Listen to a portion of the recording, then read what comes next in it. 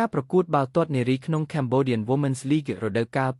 2025សប្តាហ៍ទី1បានបញ្ចប់ទៅយ៉ាងគួរឲ្យរំភើបនិងទាក់ទាញចំណាប់អារម្មណ៍យ៉ាងខ្លាំងពីអ្នកគាំទ្រទូទាំងប្រទេសការប្រកួតសប្តាហ៍នេះពោរពេញទៅដោយគ្រាប់បាល់ជាច្រើនក៏ដូចជាការប្រកួតប្រជែងយ៉ាងស្វិតស្វាញរវាងក្រុមនីមួយ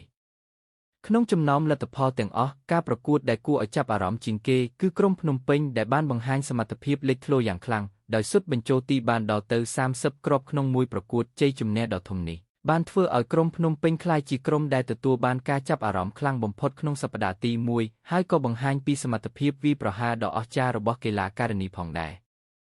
មិនត្រឹមតែប៉ុណ្ណោះក្រុមវិសាខាក៏បានបន្តទម្រង់លេងដ៏ល្អរបស់ខ្លួនដោយយកឈ្នះក្រុម Co-United ក្នុងលទ្ធផល4-0ការលេងសហការរវាងកីឡាការិនីក្នុងក្រុមនិងការរៀបចំយុទ្ធសាស្ត្រយ៉ាងម៉ត់ចត់បានធ្វើឲ្យពួកគេគ្រប់គ្រងការប្រកួតបានយ៉ាងល្អនិងរកបានជ័យជំនះយ៉ាងសមស្រប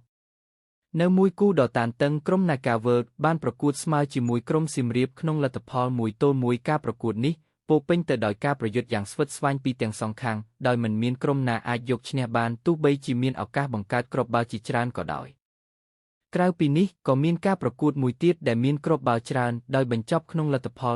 5-3ដែលបង្ហាញពីការលេងបែបវាយលុកនិងការប្រកួតបែបបើកចំហដែលធ្វើឲ្យអ្នកទស្សនាសប្បាយរីករាយយ៉ាងខ្លាំងសរុបមកលទ្ធផលនៃសប្តាហ៍ទី1បានបង្ហាញយ៉ាងច្បាស់ថាបាល់ទាត់នារីកម្ពុជាកំពុងរីកចម្រើនយ៉ាងឆាប់រហ័សនិងមានការគាំទ្រកាន់តែច្រើនពីសាធារណជនក្រុមនីមួយកំពុងព្យាយាមបង្ហាញសមត្ថភាពរបស់ខ្លួនដើម្បីប្រជែងយកជ័យជំនះនិងពានរង្វាន់ក្នុងរដូវកាលនេះ